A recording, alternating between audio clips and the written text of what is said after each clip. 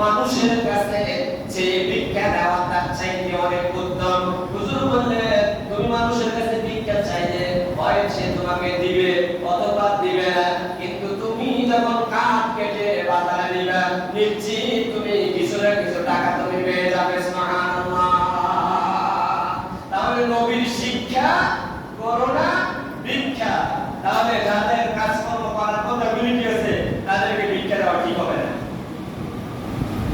যারা কাজকর্ম করতে পারে না, অসহায় গরিব, তাদেরকে আপনি দিবেন, তাদেরকে দেওয়ার জন্য আল্লাহ রাসূল এবং কোরআন শরীফ অর্ডার দিয়েছেন। কিন্তু যারা শারীরিকভাবে সুস্থ এদেরকে টাকা দেওয়া ঠিক হবে না, কারণ আল্লাহ রাসূল নিজেই টাকা দিয়ে তাকে কাজ করাই দিয়েছেন। আর এমনটা যদি হয় আপনার পরিবারস্থ এমন কেউ আছে তাকে ভিক্ষা না দিয়া তাকে কিছু সামগ্রী কিনে দেন। কেউ যদি ব্যবসা করতে পারে তাকে ব্যবসায়িক পণ্য কিনে দেন। কেউ যদি হাঁস চাষ করতে পারে তাকে এক জোড়া গরু কিনে দেন। কেউ যদি গাভী পালন করতে পারে তাকে এক জোড়া গাভী কিনে দেন।